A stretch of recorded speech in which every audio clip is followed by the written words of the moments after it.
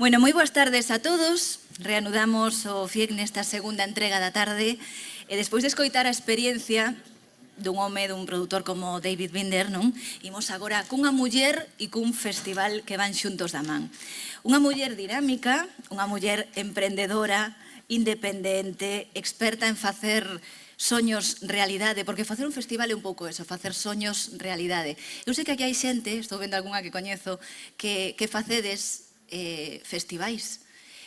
Sempre plasmar na realidade, conseguir todo eso que levamos na cabeza e superarse ano tras ano, algo tan complicado como iso.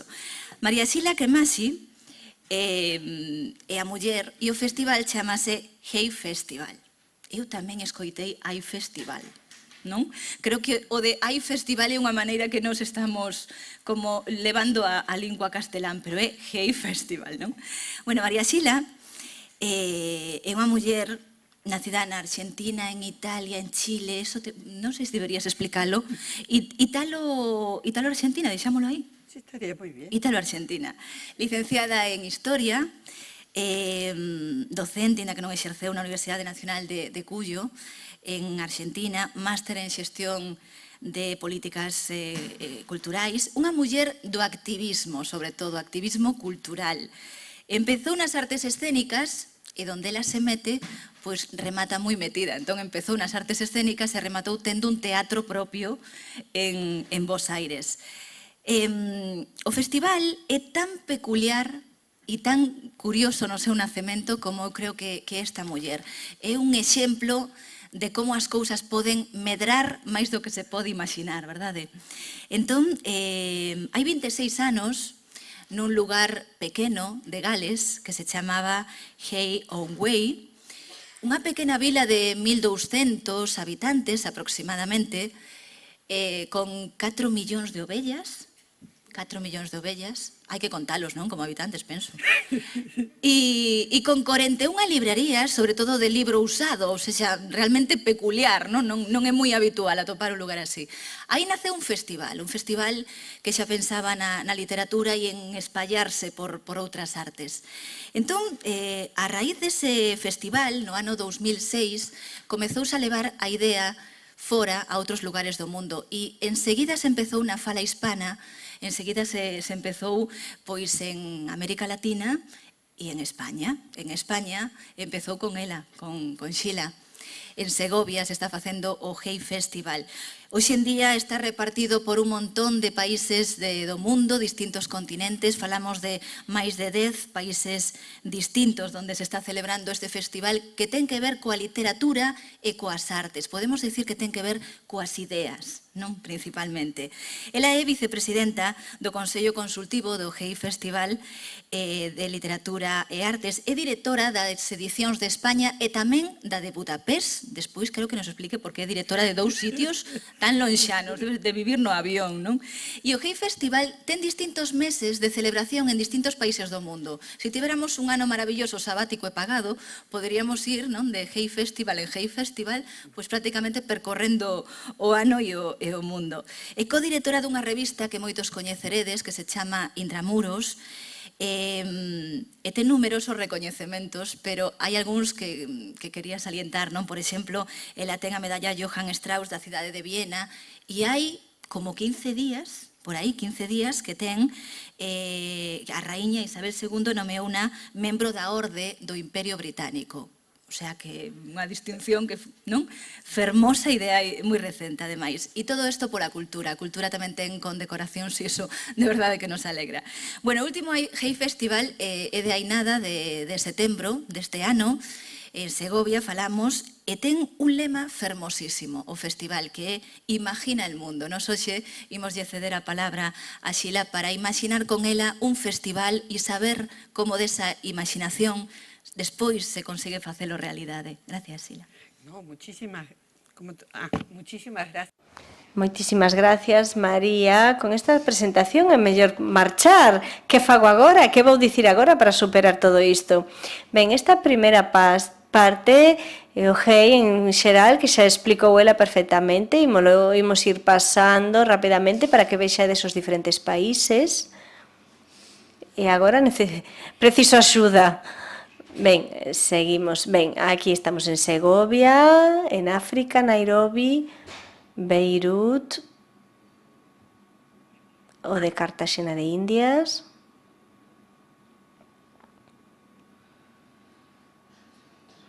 Este é un proxecto da India, este é o proxecto de Dhaka, este é o de Budapest.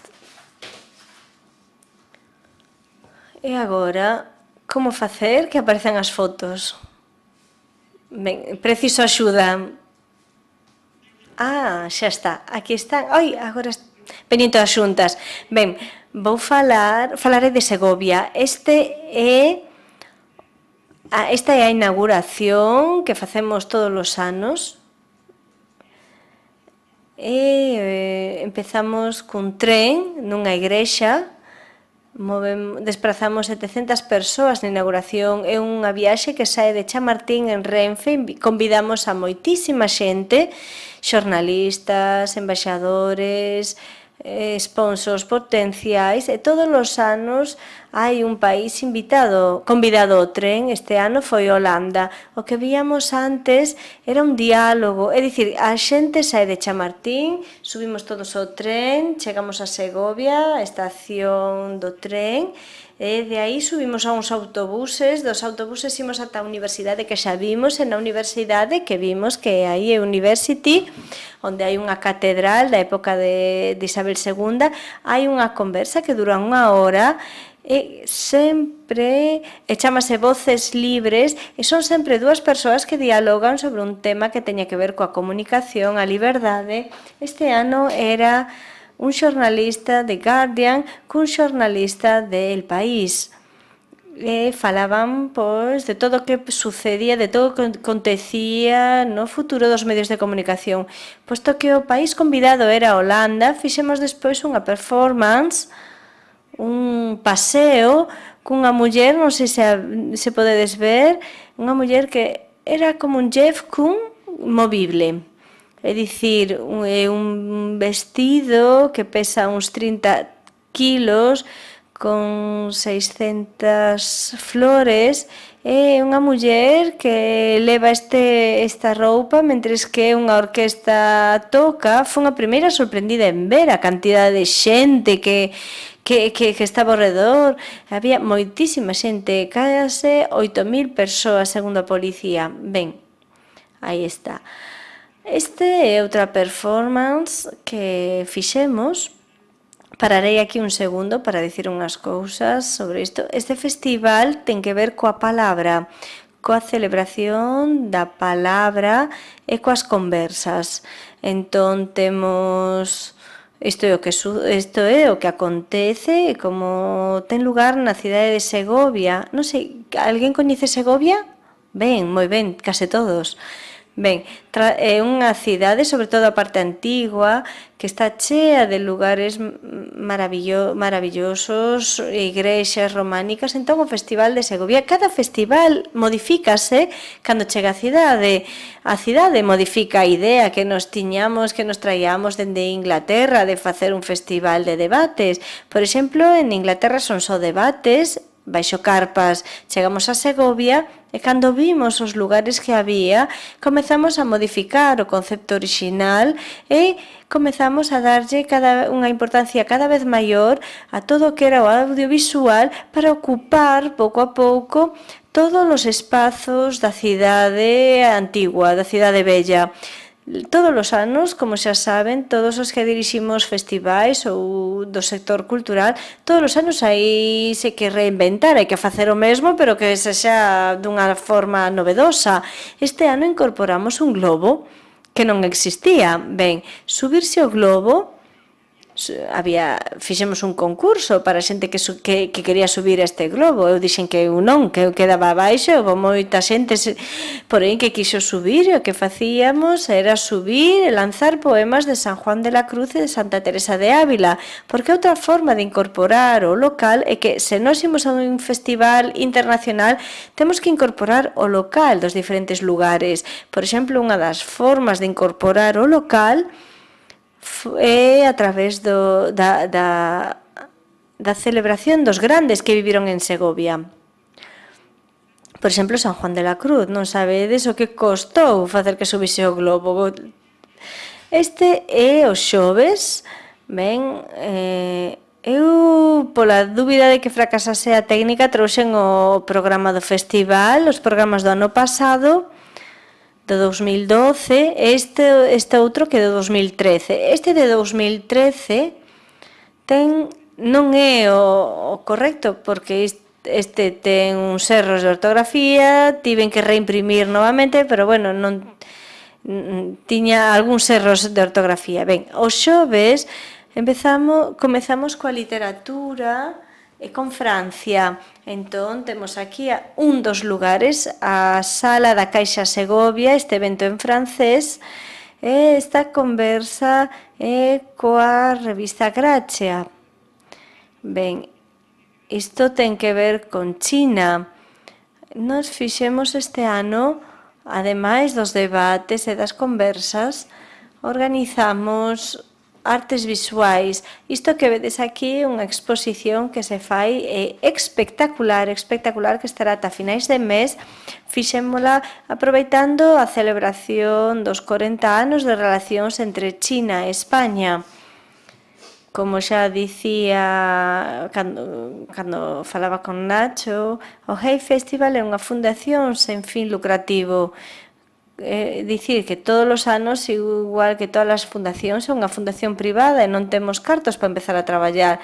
De xeito que a primeira cousa que facemos cando rematamos un festival temos 0 euros. Entón, o primeiro que temos que pensar é como conseguir cartos co patrocinio. Se vedes a última parte do programa, vededes aí os logos de todos os patrocinios que buscamos.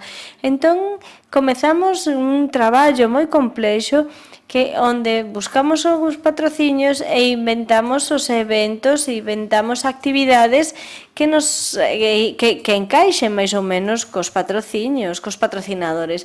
Entón, según un dos patrocinadores que tivemos importantísimo este ano foi o goberno de China. Entón, eles trouxeron unha exposición, non sei se a coñece, poucas veces vin algo tan espectacular, isto é o ABC. Ben, remato co de China, é unha exposición que ten 800 metros cadrados e que ten que ver coa arquitectura chinesa, como se transforma China, Beijing e Shanghai nestes momentos e cales son as obras que se fan. O 60% dos rañaceos máis altos do mundo están hoxe en Shanghai ou en Beijing. Están construídos por arquitectos chineses e arquitectos occidentais, que é a mostra que vimos. Os occidentais son os máis famosos, Humboldt, Herzog, Foster, etc. E os chineses, os arquitectos chineses, o máis importante é o que gañou o premio Pritzker e Guangzhou. Digo isto porque despois ímolo ver. Este é un evento transmitido vía streaming e online co ABC. Entón, convidamos este ano aos 5 que máis venden en España e fixemos un debate de como facer un bestseller, os 5 máis vendidos. Este é un workshop que organizamos tamén, o IE, este é o evento ABC, estes son os programas sociais en xardíns. Esta é unha muller inglesa convidada dos bestsellers de historias de crimen Ball, Dermy. Aquí estamos na festa. Ben, este é o seminario do chinés. Ao mesmo tempo que facemos a exhibición de arquitectura, completamos esta exhibición de arquitectura con debates, conversas. Esta é unha delas. Este é o número 1. Recordade esta cara, porque é o que asina os orzamentos para as accións do exterior en China. Aí está. Pasou outra vez, queredela ver de novo, co teléfono e o móvil. Ben, esta é a xente escoitando, esta muller é a muller de Guangzhou, chamase Lu Wen, é unha arquitecta. Este estudo de arquitectura é extraordinario porque eles retoman os materiais clásicos da China e dicir a arquitectura que eles fan agora é contraria a que fan os occidentais. de grandes edificios espectaculares. Eles retoman o uso dos antigos. Este dentro da arte é Eduardo Arroyo, coñecido por todas e todos, sen dúbida. Este é outro dos espazos. O que vimos antes é diferente, a University. Este é a capilla románica de Esteban Vicente, este Lorenzo Silva. Todos os anos temos dous programas de promoción da lectura, de fomento da lectura. Porque eu sempre pensei que os festivais tiñan que deixar cousas nos lugares onde se fan. Nos, como GEI, temos 10 puntos do mundo onde hai que tomar o ano sabático para ver se facemos todo, para seguirnos 10 países, para ver a programación do GEI, pero cada ano temos que deixar algo no lugar onde estamos. Entón, unha das cousas nas que pensamos que podería axudar sería a promoción da lectura. Entón, promovimos moito a promoción de clubes de lectura en Segovia. Todos os anos eleximos un libro fetiche. Este ano foi Lorenza Silva, foi Antonio Muñoz Molina, foi Pombo tamén. Entón, que facemos? Ben, un mes antes empezamos a ler a lectura, son lecturas públicas, xuntámonos e lemos, e todo o que facemos empeza a ler ata final de mes, porque o GEI Festival de Segovia é a última semana de setembro. Ben, entón, comezamos coa lectura a principio, e isto é a última semana, é dicir, todo o mundo leu, está canso de ler o libro, todo o mundo rematou este libro, entón temos a charla, a segunda charla do autor elexido. Isto faise en castelán e despois outros libros en inglés que se van lendo tamén. Hai anos, como tivemos de país convidado a Alemanha, leuse tamén en alemán. O que fomentamos son dúas cousas, polo tanto, a lectura en xeral, a lectura en castelán e a lectura na lingua que toque. Facemos sempre inglés e despois outra lingua. Isto é algo especialísimo, sumamente especial. Dentro das 3 exposicións deste ano temos a de Ibarola.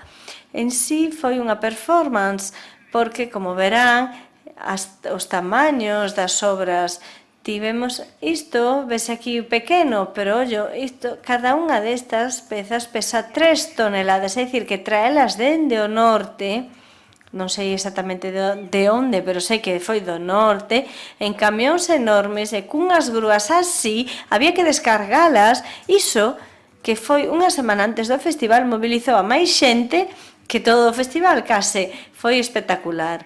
El tamén, ben, montamos unha carpa porque tiñamos a previsión de choiva, entón, ben, montamos a carpa. Isto que está aquí, ben, afortunadamente non choveu, pero isto que vemos aquí, dado a volta, é a conversa entre...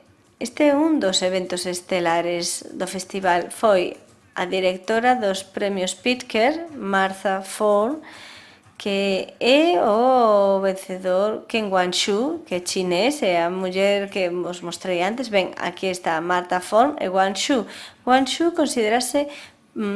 está a revista Times para vender números, sempre saca diferentes cousas. Ben, este ano sacou as 100 persoas máis influentes do mundo, e no número 49 está Guangxu, no número 1, 2 estaba, por exemplo, Obama, Inditex, sempre tamén. Ben, aquí está, aquí temos isto que está aquí, é outra forma de incorporar o local no internacional. Isto que vemos é a zona non pública onde está enterrado San Juan de la Cruz. Esta é a cova, vale? E aquí estamos a ler, creo que eu xa estou aí dentro, están a ler poemas de San Juan de la Cruz. Aquí hai unha parte pública que é onde está San Juan de la Cruz e todo o mundo pode entrar, pero convencimos os pais de que nos prestasen a parte privada que hai. Ben, este é outro xardín, outra forma, como poden ver, de xeito un poquinho desordenada, porque seguimos un pouco as fotos, pero o que facemos é coller puntos da cidade emblemáticos, facendo accións de conformidade co que nos permite o lugar, e a xente afortunadamente sempre acompaña, porque se faz isto e a xente non aparece, todo vai mal. Ben, este é un xardín dun uruguayo, Lorenzo Silva, que morreu hai 3-4 anos, non sei, el arranxou Versalles, en Madrid arranxou o Real Jardín Botánico cerca do Prado. Entón,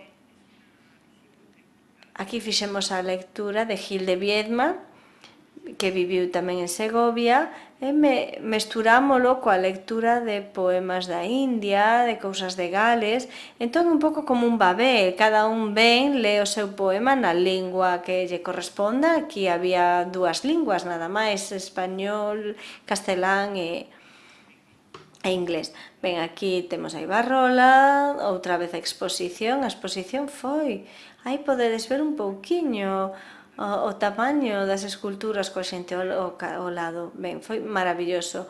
Aquí temos o corresponsal de Guardian e aí está a gran estrela da novela La que asesina mejor, Mal de Nui. Ben, este é outro ciclo moi importante de promoción da lectura. Este ano cumplironse os 10 anos da morte do escritor chileno Bolaños e coa Acción Cultural Española organizamos un ciclo, ele tamén o director, recordade tamén esta cara porque é o director cultural de Acción Cultural, e o que está aquí tamén é Jorge Edwards, que é un escritor chileno diplomático. Este é o ciclo, aquí tedes o mesmo, non, aquí esta é outra cousa.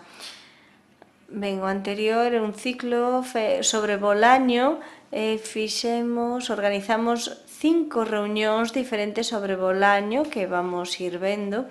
Isto ten que ver con arte, como eu dirixo tamén Hungría, porque os húngaros son moi sinxelos, os ingleses son moi sinxelos, dividen por territorios. Eu encargueime de Europa, onde estaba Europa, América, despois viron unha cosa rarísima, despois viron que non, dividiron a Europa continental. Ben, entón, este é un evento, está o Telegraph no medio, e aquí este Karl Slovan, que é un xeño tamén, recoméndollo. Este é o corrector do Museo de Prado, Finali.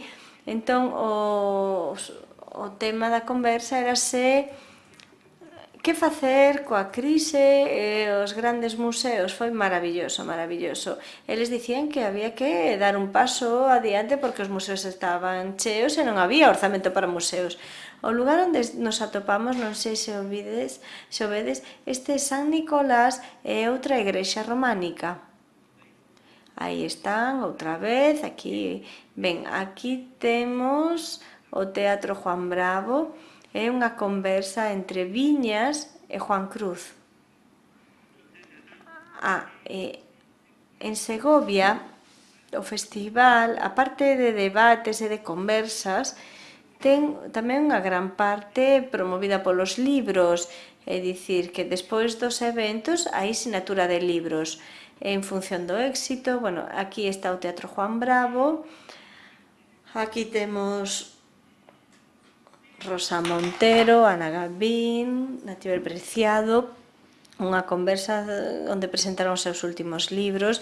Aquí temos o Pazo Quintanar, outro evento do ciclo Bolaño. Aquí temos a Sala Segovia, Caja Segovia, e aí temos un evento dunha escritora israelí soldada moi interesante. Como poden ver, en todos os lugares onde estamos, hai 18 lugares ocupados en Segovia, é dicir, que temos un pouco toda a zona bella completamente integrada e temos a xente correndo dun lado para outro, entón temos a xente así moi atlética. Ben, aquí temos a sinatura de libros, a saída, e temos a Gibson. Ben, isto é unha exposición dun marroquí francés que se chama Edvas, que é a outra exposición, e con isto xa vimos todo. Este debate foi cando na organización anual intentamos, ás veces intento polo menos, que ademais das presentacións de libros, dos que acaban de facer eses libros, etc., intentamos ver cales son as preocupacións da xente tamén. Non hai, é moi fácil adiviñar as preocupacións da xente que vive en España. Este é o maior experto europeo sobre pensións, entón veu conversar con César Molinas, que fixo un libro extraordinario que se titula Que facer con España, que ten que ver con todas as preocupacións que hai actualmente. Esta era a Asociación de Libreiros. Ben, aquí temos outro evento inglés, cunha escocesa e unha galesa, e no medio temos aí unha cantante inglesa que escribe letras, unha escritora de crime tamén. E aquí temos un evento sobre xornalismo con Javier del Pino e Aurelio. Ben, estas son algunhas colas, encántame sacar fotos das colas, porque despois para ir vender un proxecto, cando imos vender un proxecto e dicimos, por exemplo, eu entro e digo, é o mellor, o festival fantástico, estaba cheo de xente, ninguén cree nada, porque todo o mundo di o mesmo. Entón, a única forma de poder demostrar algo é chegar con este tipo de foto e dicir, mire,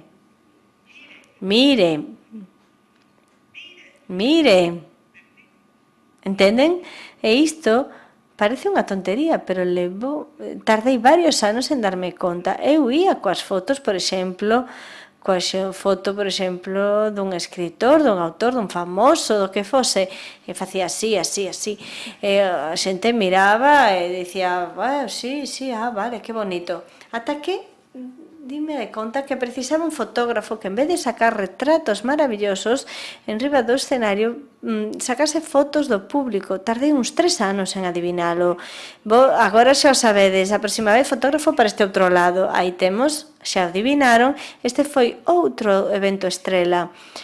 Mario Vargas Llosa, que conversa con Gigi Armas Marcelo. Por exemplo, aquí tiven un problema con Vargas Llosa, porque sobrevendeuse por erro, somos humanos. Entón, para resolver isto, tiven que montar unha oficina de prensa falsa, por se algunha vez vos pasa algo similar, non sabía que facer con 100 e pico de entradas que se venderan demais, pero xente que mercou a entrada, mátate. Un coitelo se non ten asento. Entón, inventei unha sala de prensa coa televisión, entón eu dicía, ia pasando a xente, os que podía, os primeiros entraban e os que non ían á sala de prensa. Ben, isto foi o que sucedeu. O que acabamos de ver é un dos concertos do Colexio de British Council. Este escritor foi outro dos grandes momentos do festival, moi polémico, é un escritor alemán, Timus Vermer, que escribiu un libro sobre Hitler. Que pasaría se Hitler resucitase? Foi o que máis notas de prensa obtivo, tanto a favor como en contra. E isto xa non recordo. Ben, este tomatito é pardo. En vez de tocar, viñeron falar. Aí están todos. Ben, outra cola. Máis xente. Xa viron? Agora enfoque sempre dende atrás, ben? Aquí seguimos. Aquí temos outro tema polémico. O que está aquí pertence á Delegación de Flandes, este outro é o Arca de Espada de Cataluña. Adiviñade o tema? O problema de como tomar decisións para as comunidades, porque Flandes e Cataluña teñen dentro dos seus países o mesmo problema. Bueno, non sei como chamalo, pero a mesma... teñen outra lingua e son moi ricos. Flandes son os máis ricos de Bélxica. Ben, aí seguimos. Ben, aquí temos unha librería solitaria. Este é un escritor hindú, entón tamén estaba a ler. Aquí seguimos promocionando a lectura. Aquí temos o Premio Cervantes, Caballero Bonal, Luis García Montero lendo. Estaban aí, hai Miguel Ángel Aguilar. Outra sesión de Bolaño, foron varias, vale? Tamén con cheo do público. Esta Marta del Riego, esta é unha escritora moi nova, alemana, Daniela Kring, e aí están as dúas. Aquí temos outra sesión no xardín que vimos antes. Aquí temos outra sesión de Bolaño. Este é Bolaño e os escritores, porque entón tiñamos varios escritores. Entón, como facer o ciclo Bolaño? Cada un elexía un texto de Bolaño que quería ler e despois tiña que explicar por que o elexira. Foi moi sinxelo. Ben, aquí isto foi moi triste, porque ela é unha escritora colombiana que escribiu un libro despois do suicidio do seu fillo. Entón, bueno, foi así bastante triste. Aquí conversa con Luis García Montero. Este evento tiña tamén que ver cunha preocupación que había, que era o tema da marca España, como valorizar a marca, como darlle un valor engadido á marca España. Non tivemos moita imaginación, pero ben, pensamos que o español era a mellor marca de España. Entón convidamos o ABC, que foi o coorganizador con nós, Víctor García La Concha, do Instituto Cervantes, da RAE, é un experto en español. Aí están outra vez, aí moito público. Isto aquí, que poden ver, isto foi unha tolemia, porque chamei a Ian Gibson e dixenlle: Ian, que imos facer? Que facemos co teu libro? El dixo: Xila, non está rematado. E dixen: ben, e agora que facemos? Vamos falar de Buñuel, xa estás contratado, xa temos os cartos dos pobres irlandeses, e que facer agora? Entón falamos co editorial, e o editorial dixo: isto para que vexan tamén que hai que terlo en conta. Dixo o editorial: non podemos presentar un libro de Buñuel se ainda non está listo, deixémolo para o ano próximo. Entón, ele é o biógrafo de Machado. Como xa saben, Machado viviu en Segovia. Entón eu dixen: bueno, por que non facer unha visita guiada aos lugares de Segovia según o teu libro? Veu unha multitude. Aquí poden ver, había un cupo máximo de 20 persoas e vendíase a entrada máis cara de todo o festival.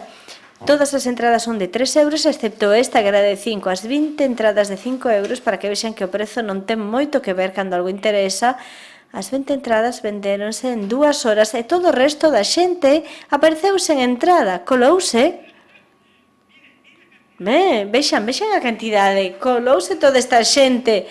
Aquí está o pobre asustadísimo, non sabía que facer con tanta xente. E dixeron: pero eu tiña todo preparado para 20, que fago agora? E que miren aquí, canta xente. Esta é a casa de Machado. Esta tamén é moi interesante. Este que está aquí é o herdeiro do Habsburgo. Se fose o período austro-húngaro, sería el o herdeiro. Chámase Karl. Entón, ele dedica a súa vida a unha organización que se chama Blue Shield. Son uns escudos que se pegan nos edificios como se fose a Cruz Vermella no caso de bombas de guerra. Entón, cando a xente quere bombardear un lugar, se hai un escudo azul, hai un convenio internacional para que non o poidan facer. Entón, aquí temos outra vez unha conversa entre Wasaki. Esta é unha conversa sobre Europa, este é un momento de descanso. Aquí temos esta outra conversa sobre ingleses e as novelas de crimes, porque este ano concentrámonos moito nos asasinatos, fixemos un corazón de asasinato. Entón convidamos a Silva, a Redondo, a Rivas, convidamos tamén a Rusty Cry, a McDermott. Ben, isto é moi interesante. Un director de teatro, Lucas Berfus, e conversa co corresponsal do xornal Frankfurter alemán. Aí están tamén un poeta chinés, que é San Nicolás outra vez, e aí recitan en chinés, e outros recitaban o mesmo poema en castelán. Ben, aquí temos o libro polémico que xa vimos, porque vimos a foto antes, Patricio Pron, que é un escritor moi novo. Aquí temos os voluntarios. Xa saben que nós organizamos o festival con traballo de voluntariado. Somos unha fundación sen ánimo de lucro e case toda a xente que traballa como voluntaria. Os voluntarios son de Segovia. Cada vez temos máis xente que quere traballar de voluntaria porque o festival eles senten como un orgullo conservar ese festival. Seguimos xa cara ao final, este sería o final, Muñoz Molina, Josep Pons e Jesús Remantilla, que estaban aquí para falar sobre, miren, sobre Verdi, Wagner e o que xurdise ao redor, e despois tocaban algo de Verdi, Wagner, e isto xa é o final. Esta é unha das sesións públicas, e miren a cantidade de xente que vai escoitar esas presentacións, esas charlas. E ben, xa estamos, esta parte xa está, e aquí remata. Non sei que teño que facer, nada, parar. Bueno, pois, ben, eu preparara, non sei a verdade canto tempo levo falando. Teño aínda un pouco de tempo, sí? Ben, imos supoñer, aquí, isto xa fixemos todos o festival, agora, como se fai un deporte? Bueno, todos o saben facer, pero se cadra isto danos unha idea. Temos, pois, por suposto, o globo, que me pareceu moi original. Aquí teríamos o festival e, por certo, creo que agora ti me podes axudar, por certo, para que non se escoite só unha única voz. Mira, leme isto, por favor. Leme primeiro este. Temos aquí un dueto. Para dirigir un festival, e un festival grande e desta magnitud, eu creo que para dirixir un festival grande desta magnitude, creo que hai que ser dunha maneira especial. Entón, hoxe cheguei, non nos coñecíamos, enseguida non só repartiu o traballo, senón que xa nos coñecíamos. Empezou dicíndome o importante que eu era, e eu dixen, eu?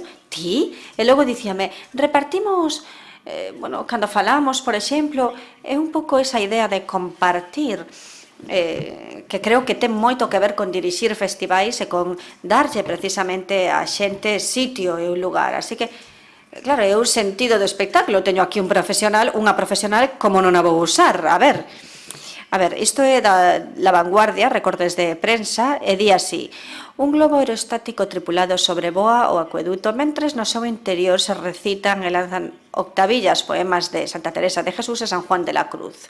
Poida que algunha caia abaixo sobre a testa dun premio Nobel ou Pulitzer, hai aloucadas performances, exposicións ao aire libre de culturas de Ibarrola que chegaron a bordo de camións desde o seu caserío, algunhas pezas pesan 3 toneladas, hai obradoiros de escritura, debates sobre o futuro das pensións, poetas místicos recitando na horta dun convento, concertos, presentacións de libros e películas, e polas rúas, entre centos de voluntarios, paséanse Mario Vargas Llosa, Caballero Bonal, Antonio Muñoz Molina, Lorenzo Silva, o propio Ibarrola coa súa boina.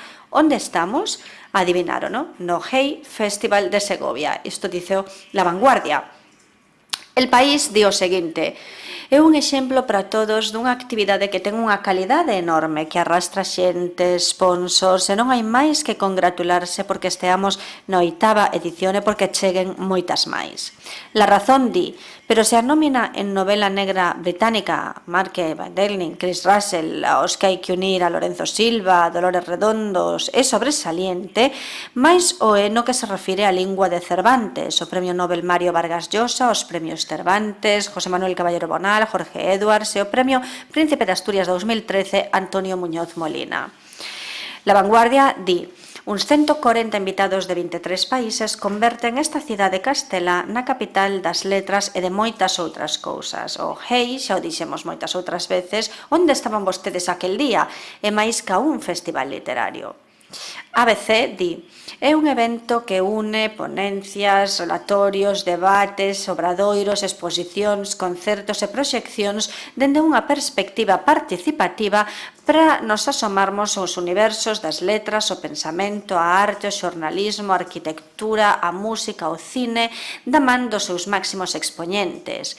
E a Axencia F di: benvida sexa no equinoccio do outono esta plataforma neutral e democrática, o xa popular Hey Festival, que recalou na historia da cidade de Castelao hai 8 anos e que se mantén contra tempestades nestes tempos de zozobra. E ben, quedame un par deles, di, por exemplo, el adelantado de Segovia, da trascendencia do acontecemento literario, cultural e social, dá boa conta a ampla nómina de referentes culturais que intervirán na 8ª edición. Lumblo, papel en blanco, di unha das citas máis importantes da literatura no noso país, unha gran festa de celebración cultural e literaria. E ABC, para rematar, di: non todos os días podemos falar cun premio Nobel, 2 premios Cervantes. Onte foi o día e Segovia encheuse de talentos. Mario Vargas Llosa, José Manuel Caballero Bonal e Jorge Edwards, todos inflixiron ritmo e intensidade nun Hey Festival que non esqueceu alguén que segue removendo conciencias 10 anos despois da súa morte, Roberto Bolaño. Ben, e creo que con isto está todo. Aí están os números e agora as preguntas, por suposto. 143 artistas, 3 workshops, os eventos, as persoas que foron os 69 eventos, máis as 8.000 da Muller de Flores, 17 venues ou sedes que foron vendo nos 23 países tamén. Pasamos tamén cine, esqueceume isto, e despois 4 sesións de artes visuais e 14 lecturas, 2 concertos e o globo que é... Ben, isto é todo e agora preguntas. A profesional é ela.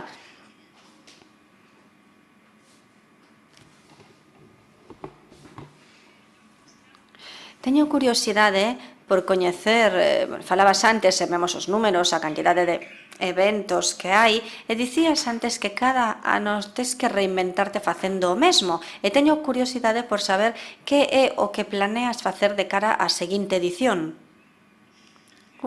Non sei, a verdade, o primeiro que hai que facer, lamentablemente, é sair a buscar os cartos. Esa é a verdade. Os cartos, o diñeiro, é o que che vai dar a posibilidade do teu soño.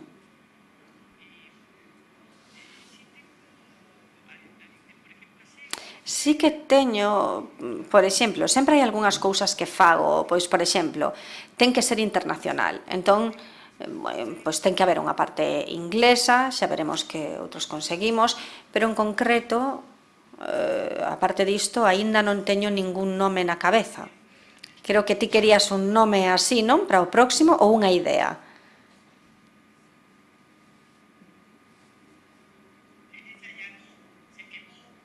Esa xa non, esa queimouse, a ver se alguén me di algunha idea agora, xa que estamos aquí. Creo que agora hai que pensar en serio, isto é un xénero, os festivais, se non se reinventan, morren. É dicir, hai que estar sempre como enchendos de vida. As demais sedes teñen a mesma estrutura que este festival en Segovia? Ou estrutura que significa? Quero dicir, se teñen a mesma filosofía. Mira, os festivais parten dunha idea básica. Bueno, xa quito a man que xa me apagaron a luz, grazas, ben. Claro, eu non estou afeita á televisión, entón... Ben, nós partimos dunha estrutura base que son as conversas ou os debates dunha hora de duración exacta, 45 minutos ou 50 e 10 de preguntas do público, e ese é o esquema orixinal. Cando se empeza a facer en Gales hai 27 anos, eran conversas e debates puros e duros, con xente, xeralmente, entre 2 persoas. Esa estrutura levouse a todas partes, pero a realidade dos lugares foi modificando as cousas. Por exemplo, artes visuais faise en España basicamente pola escenografía que hai. É como se tivésemos unha escenografía espectacular e non a usásemos. O ese balón, por exemplo, se non lle poñemos o que lle temos que poñer non tería moito sentido, claro. Despois, por exemplo, tamén hai moitos lugares en África, por exemplo, tamén se fan no medio da nada. Entón, aí faise tamén con carpas. E aí está moi centrado nas conversas. Entón, depende un pouco, os festivais depende un pouco de onde se fagan, dos espazos onde se fagan. Por exemplo, o de Cartaxena, como é un país moi musical, os concertos son case tan importantes como o resto da programación. Entón, fanse nos lugares enormes, en prazas enormísimas, e hai unha parte onde se cobra entrada e outra parte enorme onde son de balde, pero os escenarios ali son espectaculares, como se fose Hollywood. Entón, ali en Cartagena, a música tira, vaya. Eu teño varias preguntas, pero deixoas para despois. Sí, hola. Mira, eu tenía dos... Sí, eu tiña dúas preguntas que facerche. A primeira é que, cando non tiñas fotografías de público e probas do éxito de outras edicións, cal era a túa baza principal para conseguir patrocinadores ou mecenas deste festival? E a segunda pregunta é que vexo que, mirando un pouco os colaboradores, vexo que son internacionais, globais. Tedes dentro da organización, dentro da vosa organización, un departamento especial de patrocinios a nivel global? Xestionades en España o que en España, ou como é? Esas son as dúas miñas preguntas. A ver, primeiro explícoche a estrutura. Como dixen, en principio, esta é unha fundación sen fins de lucro. Ten un patronato enorme. Está formado por 100, xa verás que é enorme, ten iso. Eu formo parte, de feito, dese patronato. Reúnense 2 veces ao ano, non se chega a ningunha conclusión como corresponde a un patronato de 100 persoas, lóxicamente. Uns dicen sí, outros non. Ben, e despois hai un comité executivo que está formado por 4, 5, creo que son 5 persoas, a presidenta, que eu adoro, a neta de Churchill, chamase Rebel Guest, produtora de cine. Ela é a que produciu a película de Spielberg de Caballo de Batalla, ou, bueno, ahora non lembro, War Horse, non sei como se chama aquí exactamente, bueno, o que sexa, War Horse. E ben, o comité, digamos, a estrutura executiva son 5 persoas. Non temos nada global. Nos primeiros anos eu ocupaba ese lugar de facerme, de buscar diñeiro para todos os festivais. Houve unha época, ao principio, cando estaba Gales, en que buscaba, cando estaban Gales, España e Cartagena, claro, eran só 3 sedes, obviamente, entón eu buscaba fondos e ofrecía aos patrocinantes, pois, que participasen nos 3 lugares. Como iso, como patrocinio global. Despois, paralelamente, o festival en Inglaterra quixo, como facer unha vantaxe en Inglaterra, e isto sería unha desvantaxe en España, despois explico a máis detalle. Eles sempre tiveron socios mediáticos moi fortes. Por exemplo, primeiro tivemos ao Times, o que pasa é que vanse cansando, claro, pero primeiro tivemos ao Times, despois ao The Guardian, e agora temos ao diario Telegraph. Isto en prensa escrita. Despois a BBC, logo tivemos Sky News, que sae en todas partes do mundo, é a canle inglesa comercial, e agora temos outra nova. Entón, en Inglaterra o diñeiro viña reforzado porque sempre se garantía de alguna maneira, ti sabes que iso lograse garantir só de alguna maneira, pero vaya, viña garantido porque ou con base a que o patrocinador aparecese pois, nos xornais, depende dos anos, ou nas canles de televisión. Entón había todo tipo de trucos, por exemplo, as tendas, as carpas onde se organizan os eventos. En Gales van 200.000 persoas, entón son unhas carpas enormes onde entran 3.000 persoas e por fora só ves a fachada, pero unha vez que entras, pois empezas a camiñar ata a fin, claro. Entón, a tenda, por exemplo, chamase Barclays Bank. Aparece pois, todo o tempo iso en Sky News. E agora imos todos a Barclays, a sede de Barclays, vale? Vayan ali ver, pois, a, non sei, a Gordon Brown, que está aí, todo tipo de trucos, vaya. Entón, Inglaterra ten un pouco, pois, a súa propia dinámica. Eu, como che dixen, ocupei durante case 5 anos o posto para os demais, pero, ben, logo apareceu Nairobi, onde eu axudei tamén bastante, e despois, nos últimos 3 anos, pola difusión que isto tivo, pois resulta que está pasando un pouco un fenómeno diferente, que é que xente de outros países aparece en Gales ofrecendo os fondos necesarios para facelo no seu país. Por exemplo, pasounos con México. México, que está nun momento de esplendor, tomen nota, México esplendor. Ben, pois eles ofrecéronos, por exemplo, facer o festival en México. Entón, a medida que fomos abríndonos a outros países, un pouco, pois, redibuxamos os nosos roles.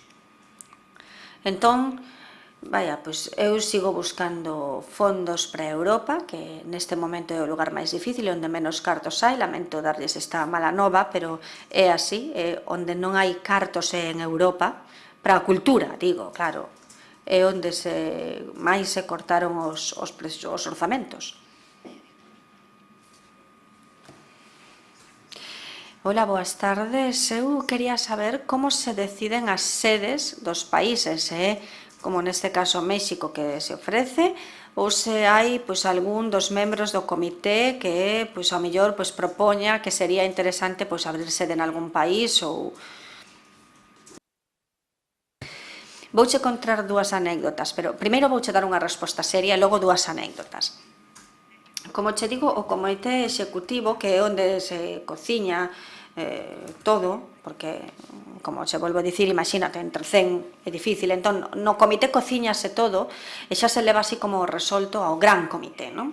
Entón, ao principio, que o falábamos fora de feito, ao principio Gales chegara xa ao seu teito, imagínate, 10 días, 200.000 persoas, ese é o teito, porque que podes seguir facendo 15 días, 20 días, 30 días, é imposible manter ese altísimo número, ese altísimo impacto se segues abrindo máis e máis días. E aquí tiveron moito que ver varios que xa morreron, pero ben, o boom latinoamericano, o mundo latinoamericano reuniuse aí bastante. Estaba Carlos Fuentes, Tomás Eloy Martínez, que é argentino,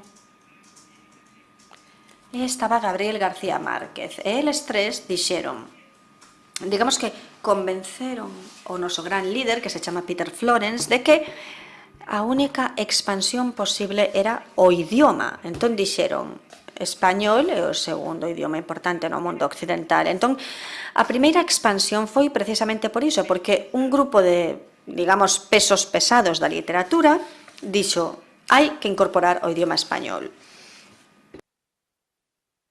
Eu, entón, presentei, como vos seguro que xa adiviñastes, a candidatura de Argentina, que perdeu 3 veces. Pero vaya, perdeu 3 veces porque García Márquez na reunión dixo o se hace en Cartagena ou non se hace. Entón, aí temos unha forma de como se escolleu unha das sedes. Entón, despois que dixeron o Cartagena, que a verdade é que é unha cidade maravillosa, pero, vaya, dixeron, vaya, pero por que non vamos á madre patria? Entón eu, como xa presentar a Argentina e perdera, pois dábame un pouco de mágoa esta pobre chica que se esforzara e nada, entón dixen, bueno, pois veña, fai algo en España.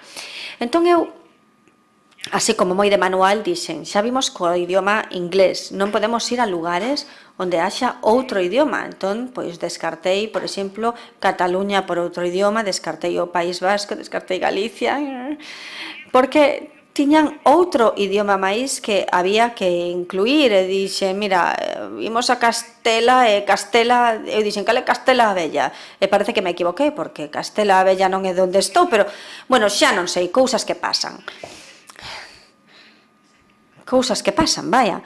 Claro, total, ninguén se vai enterar disto realmente, pero vaya, eu cheguei ali feliz da vida, aquí, a unha cidade española, cheguei coa opción de 3 cidades. Ávila, que o día que fun ver Ávila, facía un frío, o día que levei a xente a ver Ávila, perdeu polo frío, E despois, nun momento dado, Segovia era como, parecía perfecta. Entón, de repente, dixéronme, mira, Xila, vouche dicir un secreto, e podo dicilo porque saiu no Telegraph hai un mes, senón non podería dicilo. Díxome, ti sabes que eu vivín un gran romance en Segovia? Dixenlle, non o sabía. E díxome, sí. E nese momento, saiu tamén no Telegraph, por iso poido contar. Nese momento, no British Council de Madrid, había unha rapaza espectacular que me levou a... Porque o noso superxefe era actor, segue sendo actor na vida, pero antes era actor de profesión. Entón, foi ler poemas a Segovia, enamoráronse, viviron un romance, estivo como un mes en volver a Inglaterra, vaya. Entón, cando lle digo Segovia, pois empezaron a brillar os ollos e dixo Segovia e non se fale máis. Xa ven as dúas cousas que influíron. Vaya, como ven, o azar marca a vida, e tanto que a marca Budapest, e todo isto é verdade, Como se fai Budapest? Resulta que estamos en Cartagena e, ali había poucos cartos, ali pasarámonos un pouco porque montaramos un escenario Hollywood, que era noso sponsor, e entón tiñamos que estábamos moi mal de cartos, e dixemos, e agora que facemos? Todos estaban, que facemos? Eu dixen, por que non facemos outro festival? Dixen eu, a ver se saímos a outro lugar, a buscar outros fondos, outro diñeiro, a ver se vemos como tapar este burato, porque claro, somos unha fundación que ou recadamos ou morremos de fame. Entón dixen, eu, o teatro, viron ao principio que era de Austria, unha recreación de Mozart. Entón dixen, por que non facemos algo en Austria? Que eu traballei moito con Austria e, non, dixeron, Austria non. Entón digo, veña a Budapest, dixen eu. Estábamos falando de que fose un festival moi pequeniño. Eu, de feito, estaba a falar dun festival dun día. Estaba falando diso, dun día de festival. En inglés, cando ti dis one day, é unha expresión que significa, a mellor nunca, ou a mellor sí, ou alguén che di, queres sair comigo? E responden, one day, ningunha esperanza. Claro, pode ser nunca, xamais. Entón, eu dixenlle ao superxefe, dígolle, por que en Budapest, one day, dime el, así como dicindo, entón, claro, eu interpretei un festival dun día, e marchei para Budapest. E aquí estamos, levamos 3 anos en Budapest. E pois foi así, vaya, non sei se contestei a túa pregunta, pero non sei se eu podo facer unha. A min gustaríame saber a que vai a xente, esas fileiras tan longas que che gusta retratar, que están moi ben para os sponsors, a que vai a xente? As performances, as cousas chamativas, as innovadoras, vai as caras, vai aos grandes personaxes, non? Pero entón nunca podes introducir xente que comeza ou xente nova, ou como se compensa? Nos sempre tentamos meter xente nova por varios motivos. Primeiro, porque hai que pensar no futuro, obviamente. Entón, o escritor que ti axudaches no seu primeiro libro nunca máis se esquece de ti. Eu doume conta porque agora que levo máis de 10 anos con isto, pois atopeime con rapaces que convidei 10 anos atrás e que te miran con adoración. Isto non pasa nunca. Entón, hai que ir un pouco facendo como esa canteira, non? Como aos clubs de fútbol, que teñen esa canteira aí sempre, iso é o importante, iso é a canteira. Agora, que pasa? Que con eles perdes cartos. Primeiro, ninguén che merca unha puñetera entrada para comezar. Segundo, non saben de quen falas. Tes que convencer os xornalistas de que son a revelación do século. E o xornalista di, sí, pero como lle vendo isto o meu xefe de prensa, que nunca veu nin escoitou este nome na súa vida. Entón, ao final, pois acabas convidando pois aos tíos, parentes, regalas entradas pola rúa para que esta pobre xente pois teña un pouco de audiencia, vaya.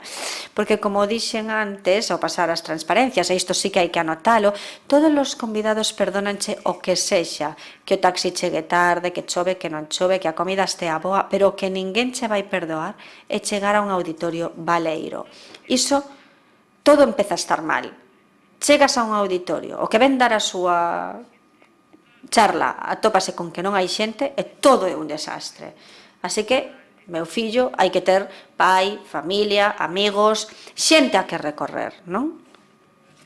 Non te rías porque ti non sabes as cousas que eu tiven que facer para encher, Bombeiros, policías municipais. É así, é así. Porque, claro, non se pode deixar todo un pouco en función do tirón que teña a figura e que movelo sexa quen sexa, non? Mira, eu xamais, porque eu veño do mundo do teatro, e no mundo do teatro ensaiase, saben todos os que son do teatro. Ninguén se deixa librado a nada, nada se deixa librado a nada. Por exemplo, viña a inauguración de Bolaño, por exemplo, que Acción Cultural Española, noten todos ese nome, estaba na inauguración con Jorge Edwards. Ben, eu convidei, a metade da xente estaba convidada, porque eu obviamente non ia correr o risco de que xusto ese día a xente que comprara as entradas, pois imagínate, decide que non vai, porque, claro, moita xente mercou as entradas, pero dixe, ai non, o aniversario da miña irmá, hai moito frío, ou teño fame, non sei, o que sexa, vaya. Entón, non podes deixar nada libre. Vale, os que queren que os sponsors respondan, os eventos que teñen sponsors non poden estar baleiros. Esa é unha regra de ouro. E a min sorprenderonme moitos prezos, 3 euros, 5 euros. Bueno, isto é en Europa, en Inglaterra son carísimos, que conste. Por exemplo, Al Gore, por dicir algo, 50 euros. Aí os prezos son altísimos, van dende 10 euros ao que faga falta. E a xente vai, a xente merca.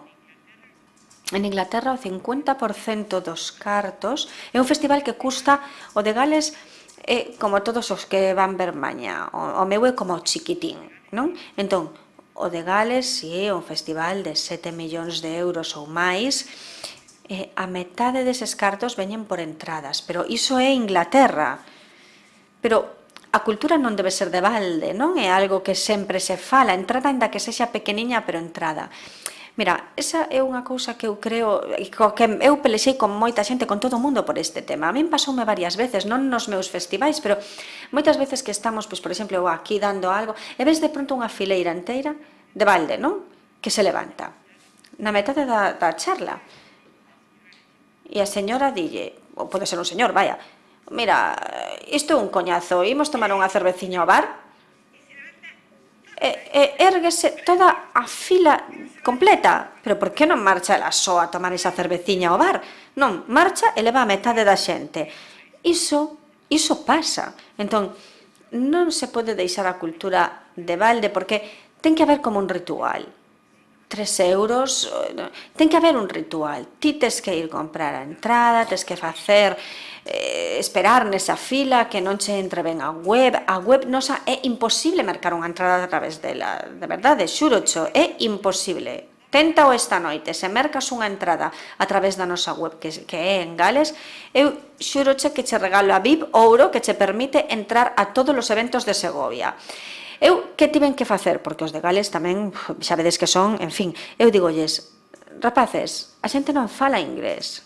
Vale, fixemos a web paralela en español. Pero mirade, en España as cousas son moito máis sinxelas, mercamos todo máis rápido, non podemos facer tantos pasos, dígame como se chama seu pai, porque claro, estas consolas web inglesas que a vez queren venderche outras cousas no futuro, entón dinche, vostede cantos anos ten, e a vostede gustalle non sei que cousa, entón vas como cubrindo cousas e a metade córtase todo e quedaste sen mercar. Entón eu inventei pois uns voluntarios que teñen un teléfono para solucionar os problemas da pobre xente que quere mercar unha entrada. Entón, a xente chama e cree que está chamando a Gales, e non, son uns voluntarios que te atenden en castelán, nun teléfono en Madrid, e van enchéndoche todo cun papel, e logo eles entran na web cos teus datos e mercanche a entrada. E bueno, o público hai que coidalo. O primeiro, público, ou audiencia e sponsors, precisámolos para que haxa festival.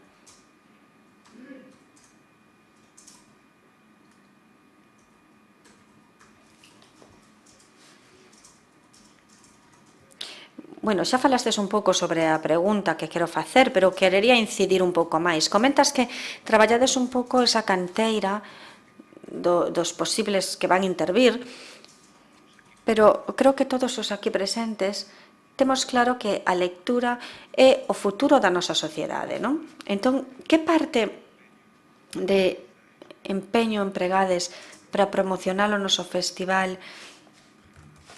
en futuras xeracións, como clientes, refírome? Se facemos pois unha lectura da realidade, cos medios de comunicación, os móviles e demais, que cada vez se escribe peor e se le menos, que empeño poñedes aí en solucionar iso de cara ao futuro? Mira, hai festivais pobres e festivais ricos, non somos os pobrísimos, claro. Entón, os pobrísimos, o único que facemos é xuntar corpos que lean.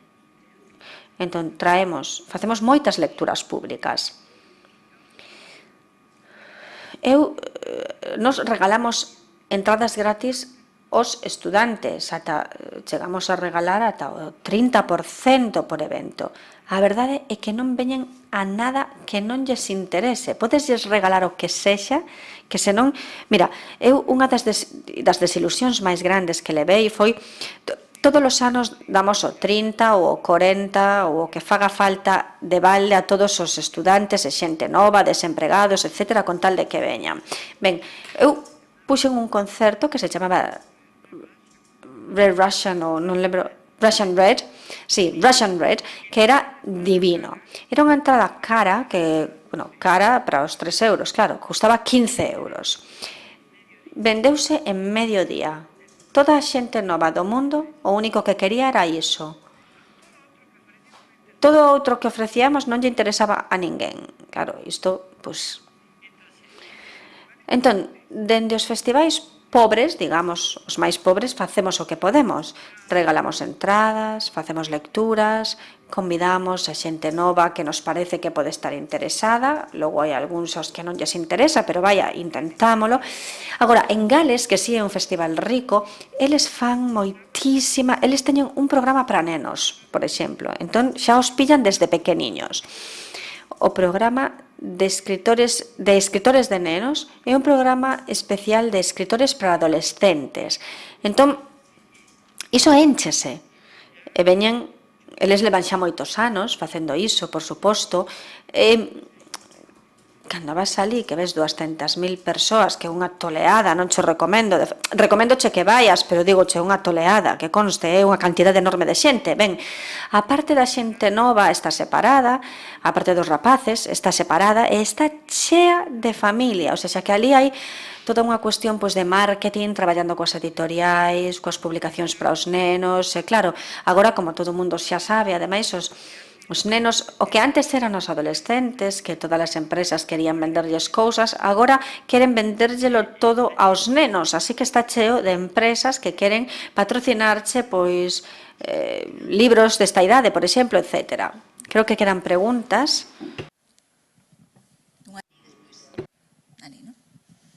Bueno, hola. Ben, eu, se me permites, volvo outra vez á parte económica. Prima mangiare dopo filosofare.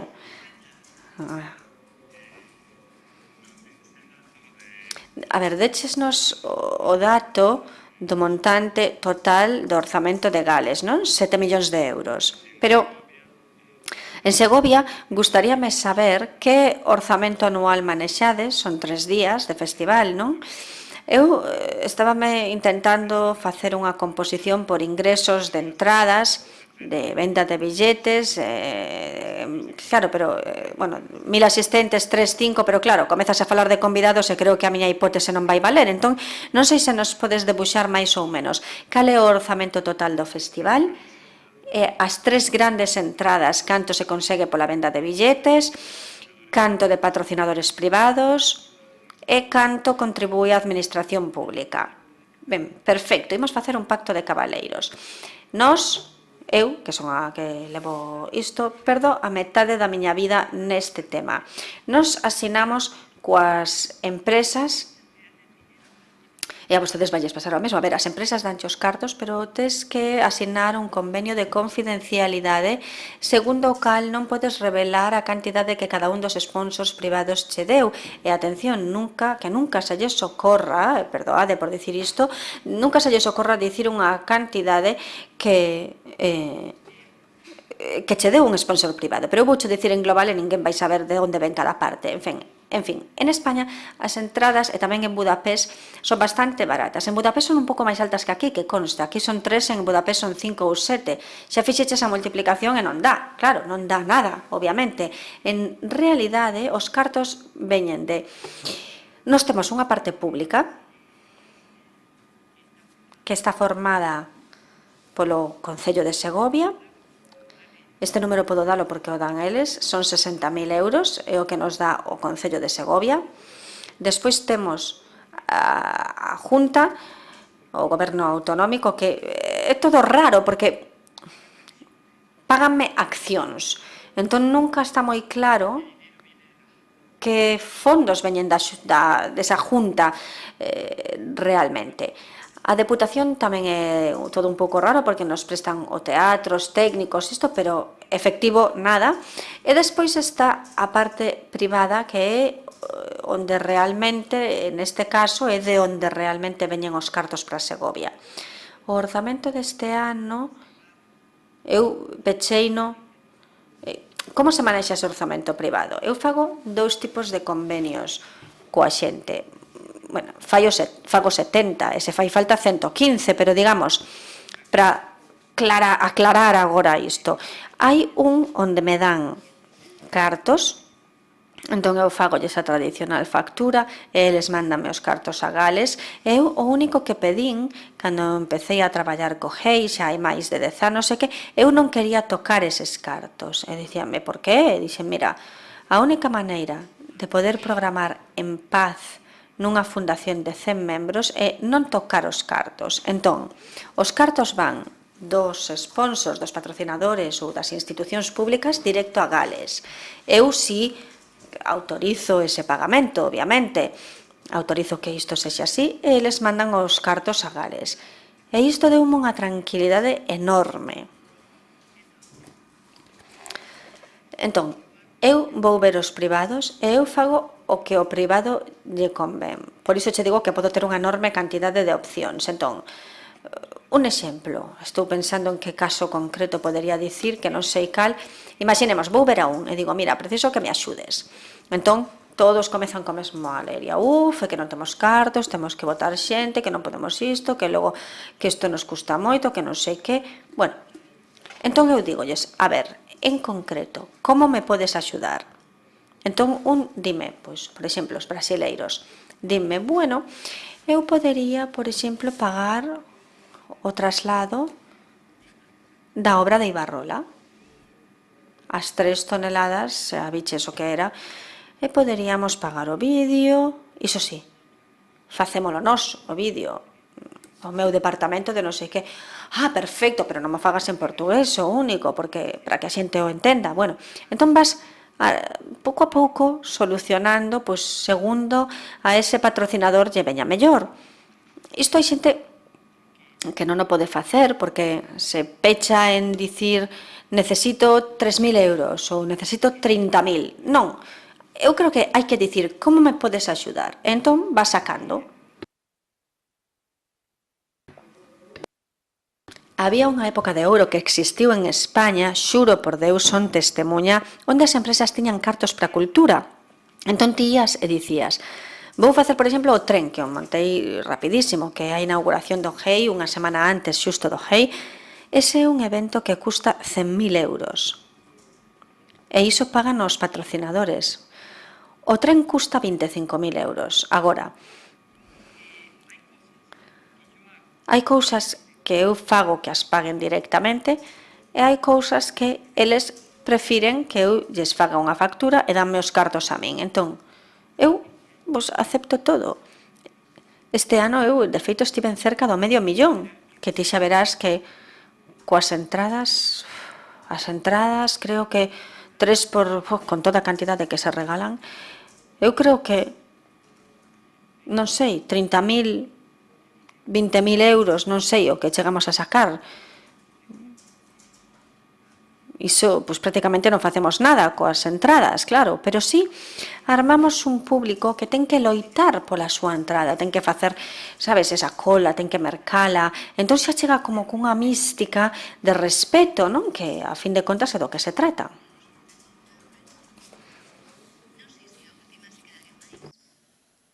A última.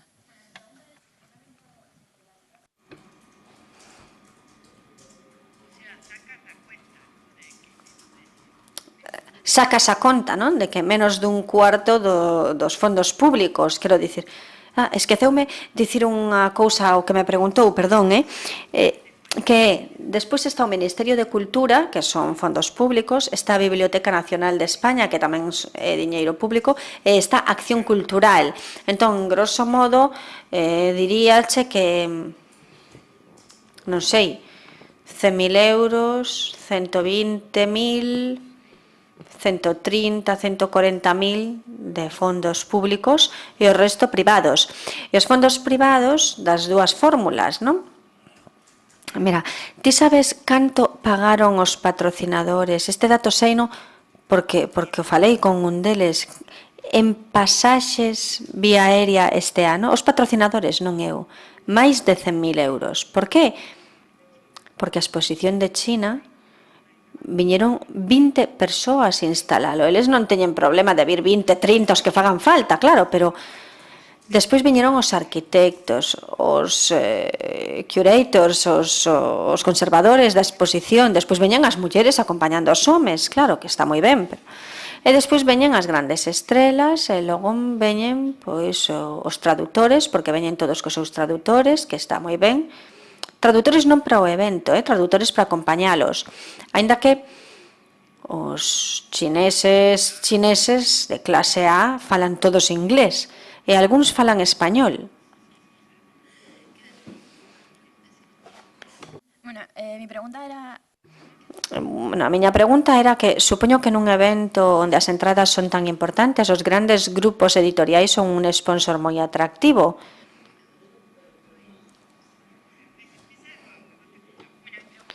Bueno, a miña pregunta é que nun evento onde as entradas son tan importantes, imagino que os grandes grupos editoriais son un sponsor moi atractivo. Entón, o que me gustaría saber é se eles marcan un pouco a pauta dos autores que están dentro do festival, os que participan nas charlas, os libros dos que se fala, ou iso é algo que decidides vos con base en criterios que teñen máis que ver coa filosofía do festival? Mira, isto é como se elixen as sedes do festival, é máis ou menos a mesma resposta. Como as editoriais xa saben que existimos, pois empezan a mandar as novidades. Entón, ti recibes listas externas do que a editorial pois está a punto de sacar novo este ano.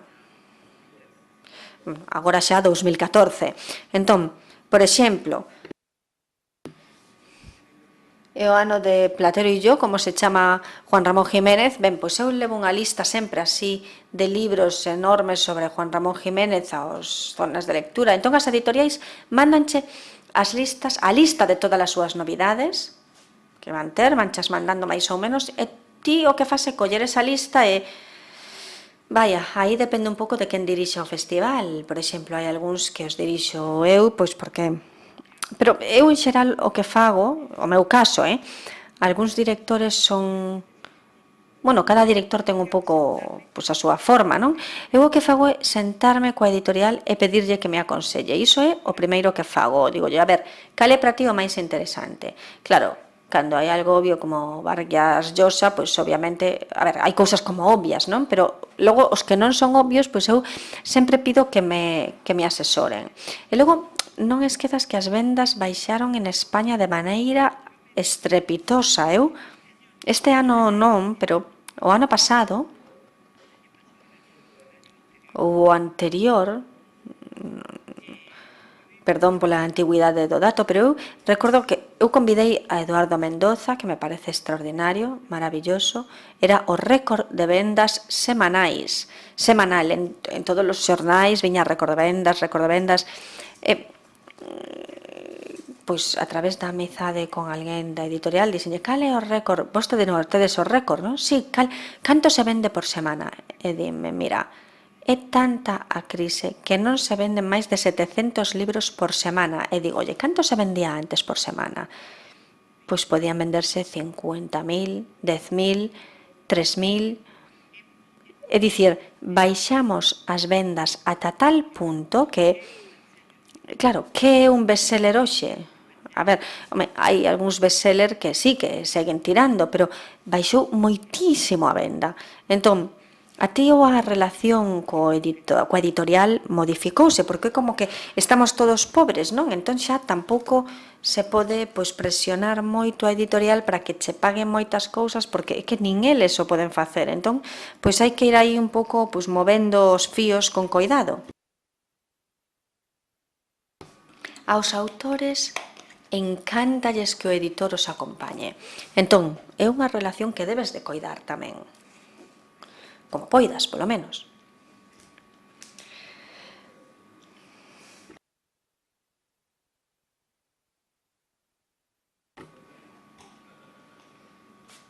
Antes comentabas que para interesar o para convencer a los sponsors, algo de lo que se le ofrece. Antes comentabas que para convencer os sponsors, unha das cousas que se ofrece cobertura mediática, non? Que os medios de comunicación, bueno, e gustaríame saber un pouco como convences, xa que te están vos partners nos medios de comunicación, cal é algunha das claves para convencer algúns dos medios, como ABC, ou sei que é tan difícil conseguir que un xornalista cubra conseguir unha páxina nun xornal, como faz? Bueno, todos os anos hai que inventar un conto novo, diferente, claro, é así, que a marca España é moi importante, temos que facer algo xuntos, hai que ter moitos trucos, sen dúbida. Os partner, aparte de, a ver, ti tes que vir con algo que lles encaixe por algún motivo, non? Senón non hai nada. Ben, sempre está o truco da muller do dono, ese non falla nunca. Se alguén se encontra coa muller do dono de alguén nun cóctel, iso non falla nunca, en serio, Pero, digamos, se non coñecemos a muller do dono, pois eu vou con moitas cousas, non? Non se pode ir cun cuadriculado na cabeza, porque entón volves sen nada. Un ten que ir dicindo, pois, sí, xa mo dixeron, tanto antes que a ti, etcétera. Logo tes que ir amosándote entre a xente. Despois tamén tes que vir, moi importante, tes que ter impreso todo o que saiu e chegar con algo que poidas pousar sobre a mesa. Nunca o abrirás, pero é moi importante que abulte moito, non?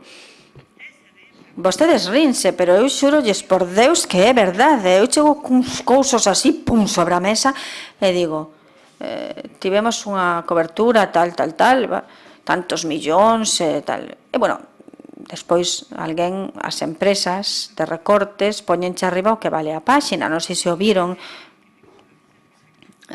Agora estas que che cortan o que sae, pois hai algunha que che pon arriba o que vale a páxina. Entón ti sumas con moita xenerosidade e chegas sempre a millóns de publicidade. E iso funciona moi ben. Segundo, algo que lle pegue á empresa por algún motivo. Aí é importante pois un pouco a tema do que a mí en isto fracasoume de feito este ano, contou un fracaso cando eu fixen o das pensións, que mira que xusto saiu o evento das pensións, eu tiña unha reunión que ia ter cun fondo de pensións. Porque, claro, a verdade é que o das pensións é un problema aquí. Cada vez vivimos máis anos, cada vez hai menos xente que traballa, bueno, xa saben todos o conto. Entón, hai empresas que tamén, pois, disto queren facer un negocio, porque todo é un negocio, non? Entón, eu tiña 2 entrevistas con 2 fondos de pensións para contarlles que tiña un evento cun grande experto para que eles apoquinasen. E o tipo que me ia a recibir, o presidente, enfermou. Entón, pasáronme o mes seguinte. O mes seguinte, o presidente viaxou non sei onde.